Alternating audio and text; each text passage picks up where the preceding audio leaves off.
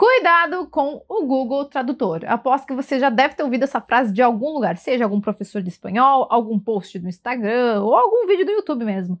Mas a pergunta é, você sabe por que o Google Tradutor é tão perigoso assim? Bem, é o que eu vou te mostrar nesse vídeo. As pessoas costumam usar essa frase, não use, não recomendamos o Google Tradutor, ou recomendamos que você use com muito cuidado, mas não costumam mostrar o porquê não.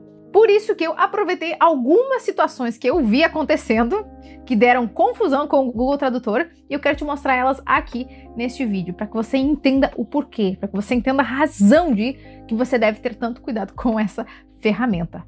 Agora eu vou te contar duas histórias, duas situações que aconteceram. A primeira delas foi quando eu estava estudando vocabulário de inglês com o meu esposo, que ele estava estudando as frutas em inglês. Ele passou um tempo na internet, ele fez toda uma lista de todos os nomes das frutas em inglês. E estava lá ele com seu caderninho super feliz. E eu estava ajudando ele a repassar esse vocabulário. Então eu perguntava, como é que se diz X fruta em inglês? E ele dizia a palavra em inglês. E X fruta, né, em inglês? Aí ele respondia em inglês. Essa era a metodologia que a gente estava tendo. Eu estava perguntando para ele, até que chegou o momento que eu, falando em espanhol com ele, porque nós dois falamos espanhol um com o outro, eu perguntei para ele, como se diz mamón em inglês?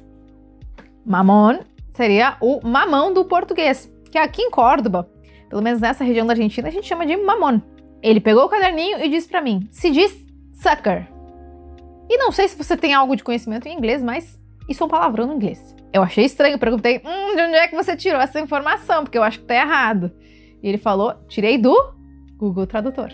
Eu achei estranho. Daí eu fui pesquisar para ver o que tinha acontecido. Fui pra internet e aí eu descobri qual era o problema. A palavra mamón no México é um insulto. Eles usam essa palavra para se insultar um ao outro.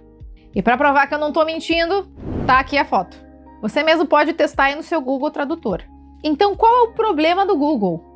Ele não mostra o contexto específico. Mamons, dá para chamar de sucker, do palavrão esse? Dá.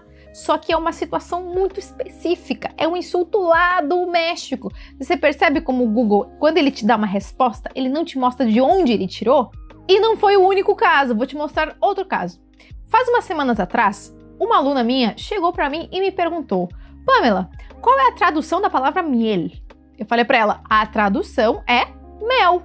Eu achei estranho que ela me perguntasse, porque ela pode ir pro dicionário e tranquilamente encontrar a tradução de miel, que é mel. É até quase intuitivo, né?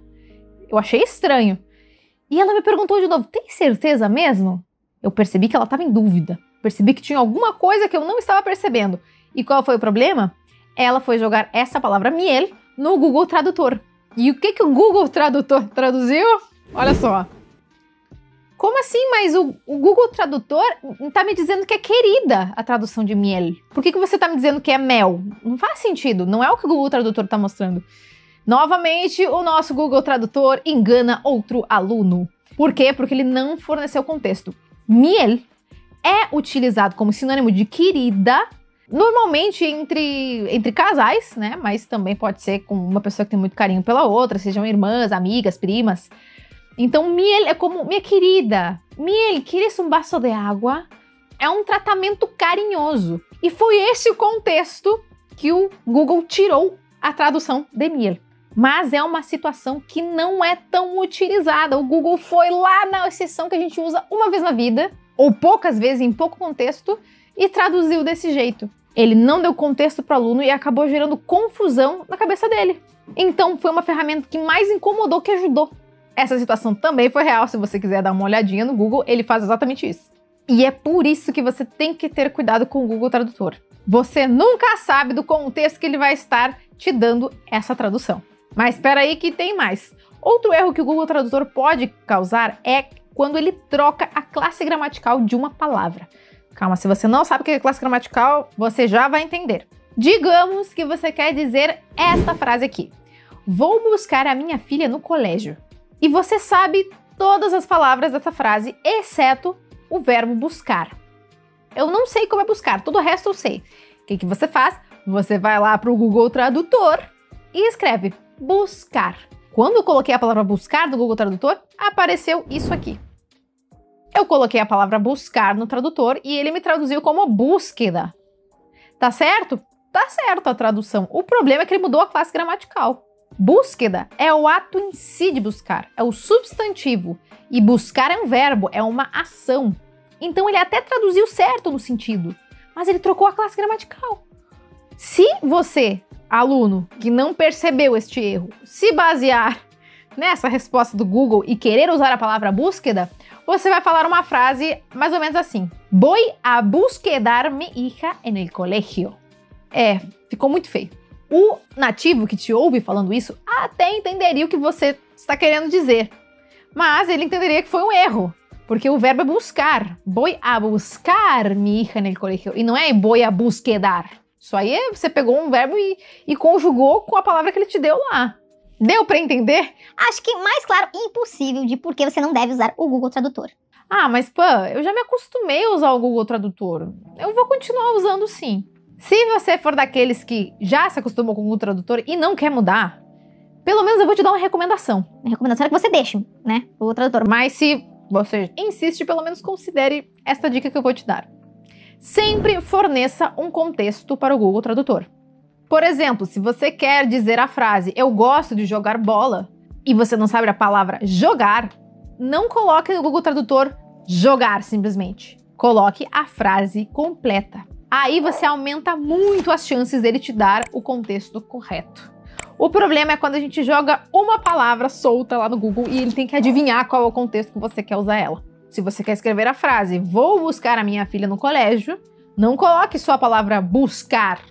Coloque vou buscar a minha filha no colégio, que nem a imagem está mostrando aí. Mas se você chegou até essa parte do vídeo e você já entendeu que sim, você pode deixar o Google Tradutor, existem ferramentas muito melhores para você conseguir descobrir a tradução e várias outras coisas do espanhol e de todos os idiomas também. Eu vou te falar de duas plataformas que podem te ajudar muito. As duas plataformas que eu mais recomendo a primeira, o Reverso Context, e a segunda é o Lingui. Porque quando você vai pesquisar uma palavra no dicionário dessas plataformas, elas vão te mostrar de qual contexto elas estão tirando essa tradução. Então você coloca ali a palavra buscar. Vai aparecer na sua tela a tradução, mas embaixo vão aparecer várias frases, uma coluninha em espanhol, a outra em português, ou vice-versa. E você vai ver o contexto dessas frases. A palavra buscar vai aparecer numa frase, por exemplo, busco el amor de mi vida, pero no encuentro. E você já vê o contexto. E você vai ter uma resposta muito mais acertada. Você vai poder sintonizar com a forma que você quer usar essa tradução. Por exemplo, você vai ali no Reverso Context e coloca a palavra que você quer saber. Qualquer uma pode ser. Você vai ver que embaixo as opções vão aparecer em uma linha. E elas estão em ordem de uso.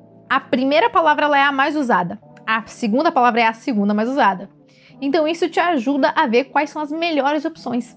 Às vezes eu coloco palavras ali que a tradução que eu usaria normalmente aparece lá no fim. Eu falei, nossa, então essa palavra que eu usaria em espanhol não é tão usada, então usar a primeira. Então uma vez que você começa a usar esse dicionário, te recomendo sempre escolha a primeira palavra que aparece aqui nessa lista. Espero que com esse vídeo tudo possa ter ficado mais claro para você e eu possa ter te ajudado de alguma forma. Se você gostou, por favor, deixe o seu like. Se você quer continuar aprendendo comigo, se inscreve aqui no canal. Quer que eu fale de algum assunto específico? Pode colocar aqui nos comentários também. Nos vemos na próxima oportunidade.